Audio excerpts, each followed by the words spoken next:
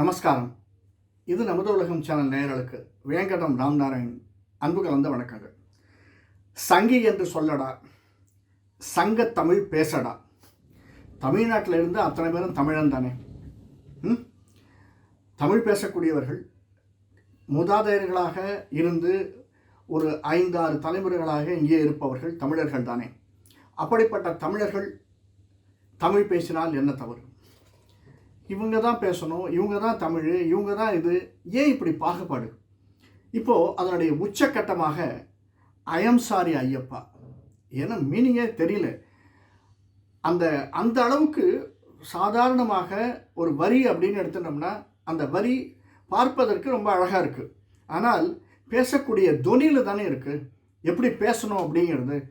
சுமார் அப்படிங்கிற வார்த்தை, சாப்பாடு எப்படி இருந்தது அப்படின்னா சுமாராக இருந்தது அப்படின்னு சொல்கிறதுக்கும் சுமாராக இருந்தது அப்படின்னு சொல்கிறதுக்கு எவ்வளோ வித்தியாசம். எக்ஸ்ப்ரெஷன் அந்த மாதிரி கேவலப்படுத்தணும்னே அந்த வரியை எழுதியிருக்காங்க. யார் எழுதியிருக்காங்க என்ன அப்படிங்கிறது வலைத்தளத்தில் நிறைய வந்துடுது.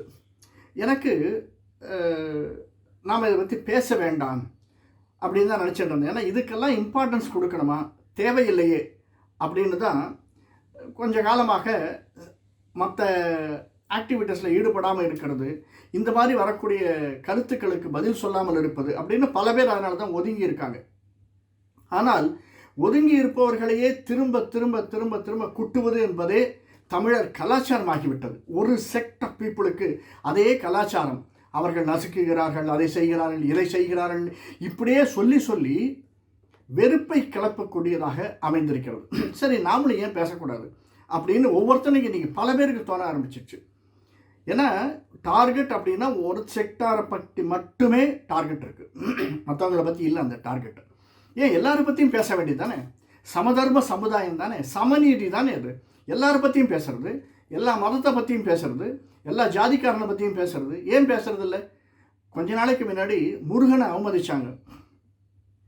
அதற்குமே கொஞ்ச நாளைக்கு தள்ளி தான் ஆக்ஷன் எடுக்கப்பட்டது அந்த கவர்மெண்ட்டில். ஏன் அப்படின்னு உங்களுக்கு எல்லாருக்கும் தெரியும். இப்போது இது கொஞ்ச நாளைக்கு முன்னாடி பேசப்பட்டது ஐயப்பனை பற்றி ஒரு கூற்று அப்படின்னா, ஐயப்பன் கோயில் எவ்வளோ இருக்குது, எல்லா கோயிலுக்கும் போக வேண்டியது தானே. கோயிலுக்கே போகாதவனுக்கு அதை பற்றி என்ன அக்கறை? கோயிலுக்கு போகிறவன் தானே அதை திங்க் பண்ணணும். கோயிலுக்கு போகிறவன் எதை பற்றி அந்த மாதிரிலாம் திங்க் பண்ணுறதே இல்லையே. ஏன்னா அவன் கோயிலுக்கு போகிறவன் கோயிலுக்கு போயிட்டு தான் இருக்கான். ஏன் இந்த ஐயப்பன் கோயிலுக்கு போகக்கூடாது, ஏன் அந்த இடத்துக்கு செல்லக்கூடாது அப்படின்னா, செக்ரட்டேரியட் இருக்குது, முதலமைச்சர் அறை இருக்குது. முதலமைச்சர் எல்லாரும் உள்ளே போயிட முடியுமா? அதற்குன்னு ஒரு வரிமுறை இல்லையா, நெறி இல்லையா? அதே மாதிரி ஒரு நெறி ஒவ்வொரு இடத்திலும் கடைபிடிக்கப்படுகிறது, அவ்வளவுதான்.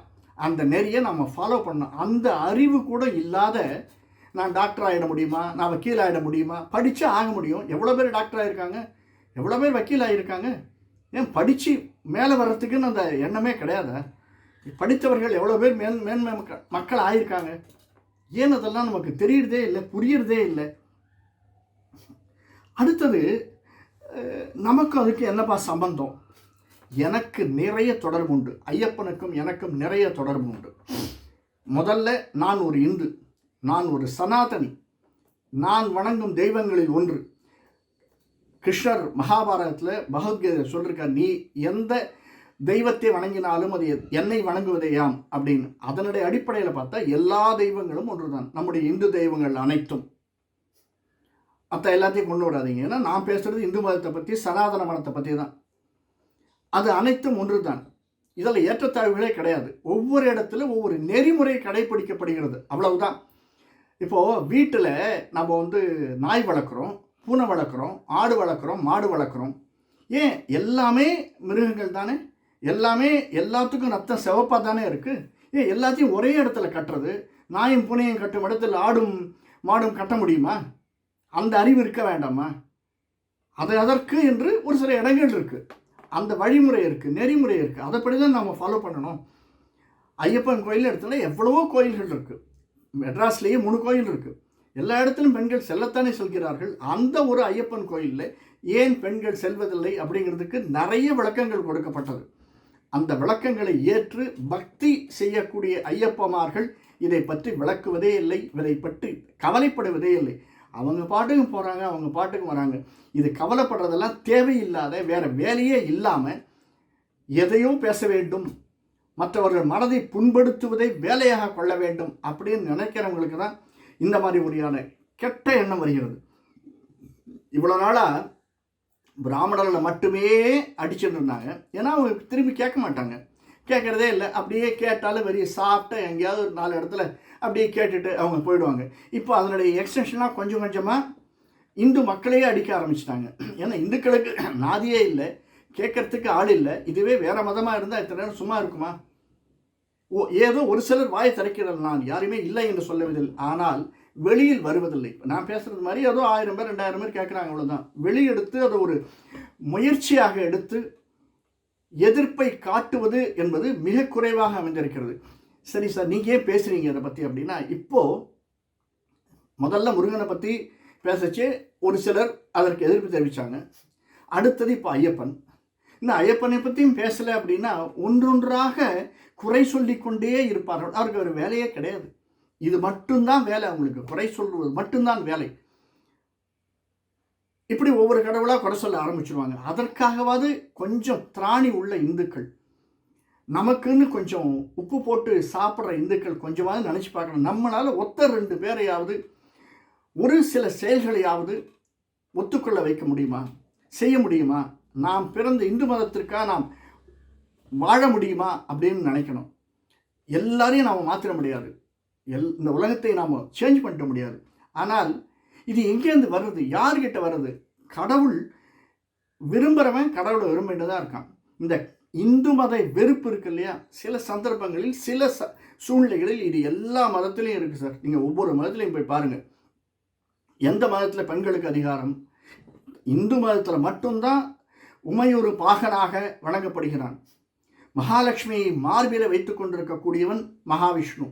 இப்படி எல்லா தெய்வங்களுமே பெண்களுக்கு ஏற்றம் தரக்கூடியதாகத்தான் இந்து மதம் பரிமளிக்கிறது. அப்படிப்பட்ட இந்து மதத்தில் இருக்கக்கூடிய ஒரு சில தவறுகள், அதை வெறுப்புன அந்த வெறுப்பை, இந்து மத வெறுப்பை இப்போ கடவுள் மறுப்பு என்பதை கொண்டு வந்து நிறுத்திவிட்டார்கள். எந்த அளவுக்கு ஒரு கேவலமான செயல் இது! எவ்வளோ பேர் அதை பொறுத்துன்னு இருக்கும்? ஏன் இதை எதிர்த்து கேட்கவே இல்லை? உடனே கேட்டாங்கன்னா அந்த செயல் செய்யக்கூடியவர்களே நீங்கள் பாருங்கள், தாலியாக இருக்கிறாங்க. ஆனால் அவர்கள் வீட்டில் இருப்பவர்கள் தாலியோடு இருக்கல். கேட்டால் நான் சாமி, என் வீட்டில் ஒய்ஃபு சாமி கும்பிடுவாங்க, நான் கும்பிட மாட்டேன். ஏன் எனக்கு தெரியாது. ஆனால் ஊர் மக்களுக்கு மட்டும் உபதேசம் மட்டும் வந்துடுறது. வீட்டில் மாற்ற முடியல, ஊர் மக்களுக்கு உபதேசம். கேட்டால் அவங்களுடைய வழி தனி வழி, அவங்க சுதந்திரத்தில் நான் எப்படி தலையிடுறது? அப்போ மற்றவங்க சுதந்திரத்தில் நீங்கள் தலையிடலாமா? இது மற்றவர்களுடைய சுதந்திரம் இல்லையா? எதை படிக்க வேண்டும் என்பது அவர்கள் தீர்மானிக்க வேண்டும், எதை வணங்க வேண்டும் என்பது அவரவர்கள் தீர்மானிக்க வேண்டும், எங்கு செல்ல வேண்டும் என்றது அவனவன் தீர்மானிக்க வேண்டும். இதை மற்றவன் என்ன, நீ என்ன சொல்கிறது, இங்கே போ, இங்கே போகாத, என்ன உள்ள விடு, என்ன உள்ள விடாத அப்படின்ட்டு மற்ற எல்லாத்தையும் சொல்ல வேண்டியதானே? எந்த அளவிற்கு இவர்கள் பரப்புவது மிகவும் கேவலமாக உள்ளது. எதிர்த்து கேட்கறதுக்கு ஆளே இல்லை. இப்போ ஒரு சில சேனலில் கேட்டிருக்காங்க, அதை பற்றி நானும் பார்த்தேன். இது திரு பாண்டே அவர்கள் பேசியிருக்காரு, ஏதோ ஒரு சேனலுக்கு இன்டர்வியூ கொடுக்கச்சே பேசியிருக்காரு அதை பற்றி. அவருமே இப்போ நான் சொன்ன மாதிரி தான், நமக்கு எதுக்கு இது வரைக்கும் அதை கண்டுகொள்ளாமல் இருந்து விடலாம் இருந்துட்டு, சரி கேட்கறதுனால ஏன்னா முதல்ல தாயாரை இழிவுபடுத்தினாங்க. அதாவது தாயாரன்னா ஆண்டாள். அதை கொஞ்சம் கொஞ்சமாக தான் அது விழிப்புணர்வு வந்தது. அதற்கப்புறம் அந்த ஆள் பேசுகிறதே இல்லை, வேறு வழியில் போக ஆரம்பிச்சிட்டாரு. இப்போது ஐயப்பனை பற்றி பேசுகிறாங்க. எவ்வளவு ஐயப்பன்மார்கள் இருக்கிறார்கள்! ஏய், ஒரு 10 பேர் இந்த மாதிரி ஒரு 100 பேர் எவ்வளோ வீடியோ போடுறாங்க. அந்த மாதிரி இருக்கவங்க எல்லாரும் வீடியோ போடலாம்ல யூடியூப்பில். ஒரு 10 பேர் பார்ப்பான், 1000 பேர் பார்ப்பான், 1,00,000 பேர் பார்ப்பான். அது பள்ளி பெருகும் இல்லை. ஏன் செய்கிறதில்லை இந்த காரியத்தை? புரியவே இல்லை. மற்றவங்க இதில் தலையிடக்கூடாது, அது கருத்து சுதந்திரம் அப்படின்னு நீங்கள் ஏன் தலையிடுறீங்க? உங்களுக்கு வேறு வேலையே கிடையாதா?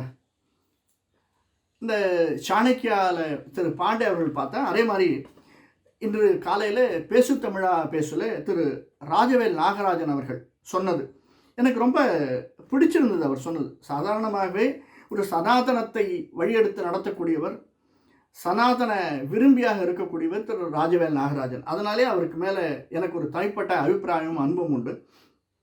அது மட்டுமல்ல, அவர் இன்னைக்கு பேசினது மிகவும் தைக்கக்கூடியதாக இருந்தது. மனம் வருத்தப்பட்டு, என்னுடைய சாமியே ஐயப்ப சாமி தான் அப்படின்னு அவர் பேசினார். இந்த மாதிரி பல பேருக்கு இருக்கும் இல்லை? ஏன் பல பேர் அதை பற்றி பேசுறதில்லை? நமக்கு என்ன வம்பு அப்படின்னு ஏன் இருக்கணும்? எல்லோரும் குரல் கொடுப்போம், எல்லோரும் அதை பற்றி பேசுவோம். ஏன்னா நாம் விட்டுட்டு போக இது வந்து அவங்களுக்கு இன்னும் எகிரிக்கிட்டே இருக்காங்க. வேறு வேலையே கிடையாது அவங்களுக்கு. இருக்கிறவனை வந்து அடுத்தவனுடைய இதுவை சொரிஞ்சு விடுறது தான் வேலையாக இருக்குது சில பேருக்கு. வேறு வேலை இல்லாமல் இருப்பவர்களுக்கு சில சமயத்தில் நம்ம திரும்பி சொல்ல வேண்டிய கடமை நமக்கு இருக்கிறது. அவர் ஏதோ நான் வந்து திரு அண்ணாமலை வேறு அந்த சந்தர்ப்பத்தில் இல்லை. அண்ணாமலைக்கும் ஐயப்பனுக்கும் நெருங்கிய தொடர்பும் உண்டு. அவர் இருந்திருந்தான்னா வேறு மாதிரி இருந்திருக்கும். இங்கே வேறு யாருக்குமே ஒரு பெரிய கட்சின்னு சொல்லிக் கொடுக்கக்கூடிய எதிர்கட்சிகளுக்கு அந்த அளவுக்கெல்லாம் திராணி இருக்கிற மாதிரியே தெரியல. திராணியே இல்லைன்னு தான் சொல்லணும். ஏன்னா அதற்கு பல்வேறு காரணங்கள் அவர்களுக்கு இருக்குது. அதனால் என்ன பண்ணினாலும் சரி, நான் இந்துவாக இருக்கேன், உள்ளுக்குள்ளே சாமி கும்பிட்டுக்கிறேன், உள்ளுக்குள்ளே விபூதி வச்சுக்கிறேன், வெளில வந்தோன்னே அழிச்சிக்கிறேன், இப்படி தானே இருக்காங்க. ஒரு பகல் வேஷதாரியாக வெளியில் வரும்போது ஒரு வேஷம் போடுபவர்களாகத்தான் அவர்களிடம் இருக்கின்றார்கள். இந்த மாதிரி சந்தர்ப்பத்தில் நம்மளை மாதிரி இருக்கிற 4 பேர் இதற்காக கூட்டு முயற்சி எடுப்போம். இந்த திரு ராஜவேல் நாகராஜன் ஏதோ ஒரு இடத்துல இதற்கு எதிர்ப்பை காட்டுவதற்காக நான் ஒரு இது அரேஞ்ச் பண்ணுறேன் அப்படின்னு இருக்காரு.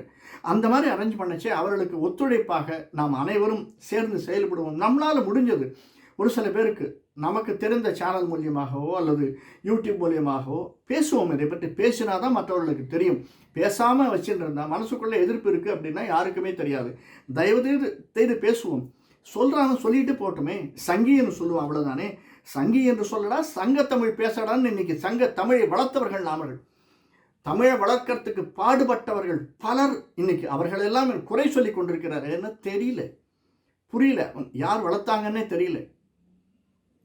ஒரு உவே சுவாமிநாத ஐயர் இல்லை அப்படின்னா என்ன ஆயிருக்கும் இந்த தமிழ்? நினச்சி பாருங்க. எவனோ வந்தான், எவனோ வளர்த்தான், எதையோ சொன்னான்னு கதை கட்டி விட்டுருக்காங்க அவங்களாம்.